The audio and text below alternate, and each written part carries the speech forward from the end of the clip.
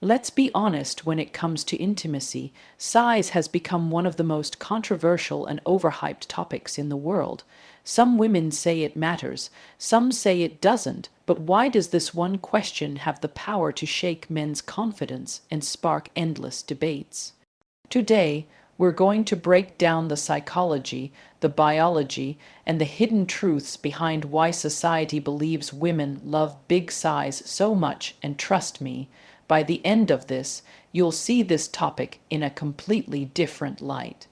Before we dive into today's topic, make sure you hit that like button, subscribe if you haven't already, and stick with me till the end because trust me, you don't want to miss the gems I'm about to drop.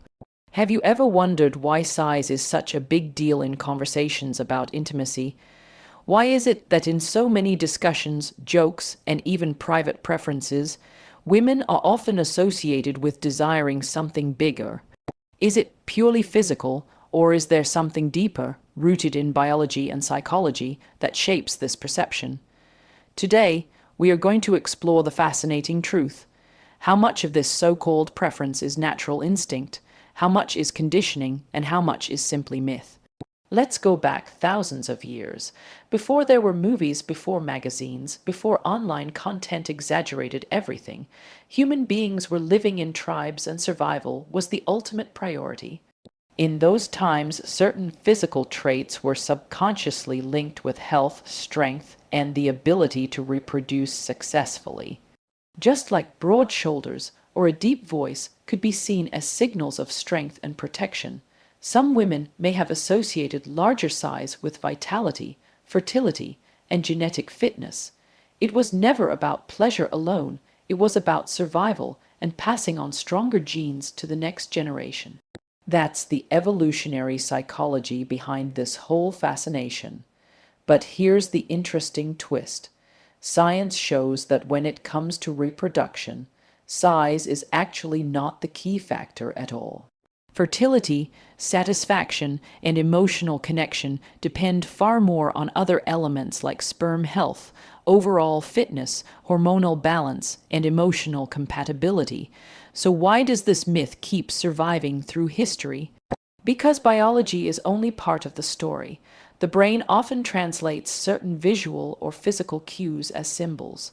Bigger size, in many women's subconscious, became a symbol of dominance, masculinity, and security, not necessarily a measure of actual physical pleasure. Think of it this way. In the same way that a luxury car doesn't necessarily drive better than a standard one, but still symbolizes wealth, success, and power, size works as a symbol. It represents something larger than itself. Women are not simply looking at biology. They are interpreting signals, and signals play a huge role in attraction. Another angle is psychology. Many women admit that the idea of a bigger size plays more in their imagination than in actual physical experience. The brain is the largest sexual organ, meaning arousal starts with thought, fantasy, and imagination. A bigger size, in that sense, fuels curiosity, a sense of being desired, and sometimes even the thrill of the taboo. But in real relationships, once the imagination fades and reality sets in, most women will tell you that what actually matters is skill, connection, and emotional intimacy, things no size can replace. So let's challenge the stereotype for a moment. If biology suggests that the fascination with size is linked to ancient survival instincts, then psychology suggests it is more symbolic than practical. But what about science today? Studies consistently show that for the majority of women, emotional connection, intimacy, and communication matter far more than physical size. In fact, many women have openly expressed that too much size can be uncomfortable rather than pleasurable. This directly proves that the fascination is not universal truth. It is a combination of subconscious cues, personal preference, and cultural exaggeration. Now, imagine the pressure this creates for men. Because society has placed so much weight on this one factor, many men grow up feeling insecure, comparing themselves, and sometimes even questioning their worth as partners. But here's the empowering truth. Biology does not say that bigger automatically means better. Instead, biology says that confidence, emotional intelligence, and the ability to connect matter far more for bonding and satisfaction. Women are wired not just to seek physical traits, but to seek protection, empathy, and emotional security. Those qualities make a far greater impact than any physical measurement. This is where education is so important. When we look at attraction purely through the lens of biology, we understand that while size may have been symbolically linked to survival and dominance thousands of years ago, today's reality is very different. Modern relationships thrive on communication, emotional intimacy, and mutual understanding. The symbol of size is just that, a symbol. It is not the full story, and it certainly is not the foundation of love, trust, or satisfaction. What makes this conversation even more powerful is when women themselves step forward and break the myth. Many women say openly that the obsession with size is overrated. What they actually value is emotional closeness, confidence, respect, and attentiveness. And this directly proves that biology and psychology work together. While the subconscious mind may notice size as a symbol, the conscious mind and heart demand something much deeper.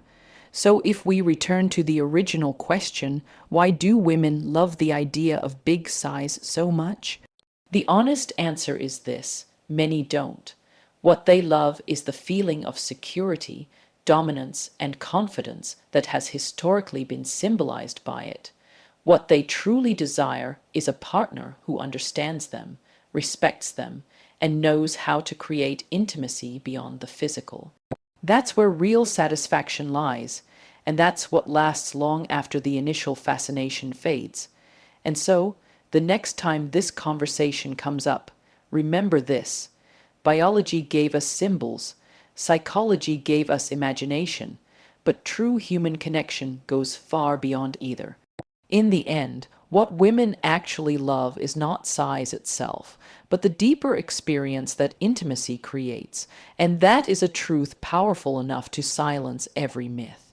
Have you ever asked yourself why, in movies, jokes, or even casual conversations, size is always portrayed as the ultimate standard of masculinity? Why is it that across cultures and societies, the image of bigger is better has been so deeply planted into our minds? The truth is, this fascination didn't grow naturally from biology alone. It was carefully shaped, repeated, and reinforced by the media, by cultural narratives, and by social conditioning. From the very beginning of modern entertainment, storytelling has exaggerated physical traits as symbols of power. Heroes were shown as tall, strong, and dominant. Villains were often described as lacking or inadequate in some way. And somewhere along the way, size became one of those exaggerated markers of strength and superiority. When a culture constantly feeds you images of what the ideal man should look like, it creates a subconscious belief system that size equals value. Women absorb those narratives, men internalize them, and the cycle of myth continues. Let's take movies as an example. Romantic comedies, dramas, and even mainstream films often hint at size jokes, using them as a punchline.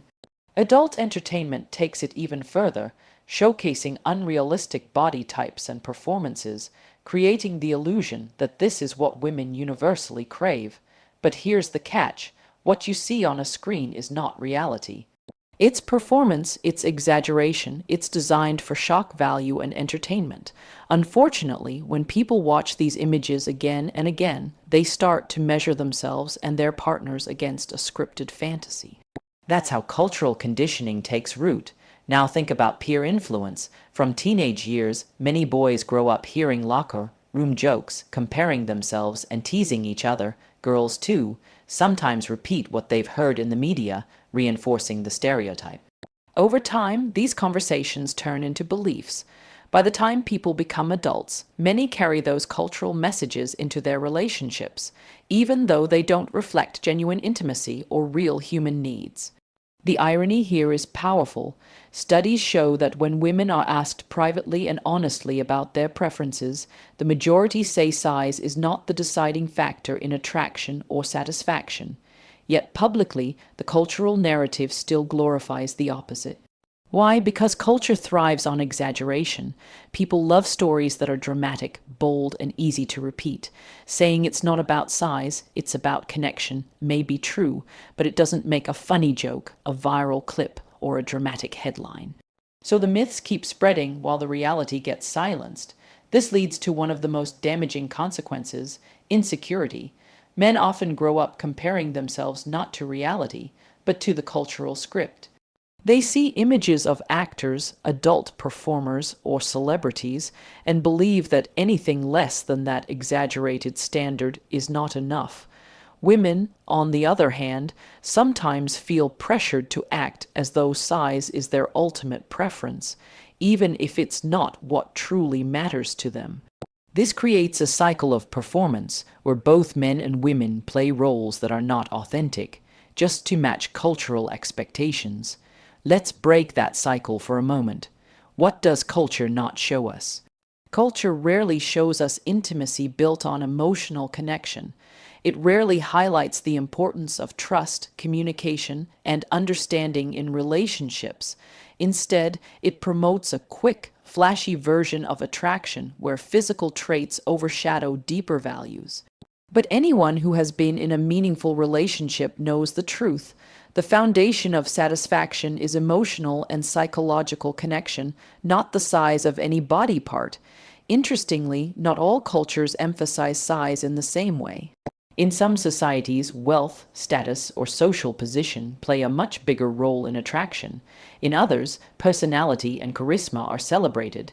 This shows that preferences are not fixed or universal, they are shaped by what a society chooses to glorify. The obsession with size is, therefore, not purely natural but highly cultural.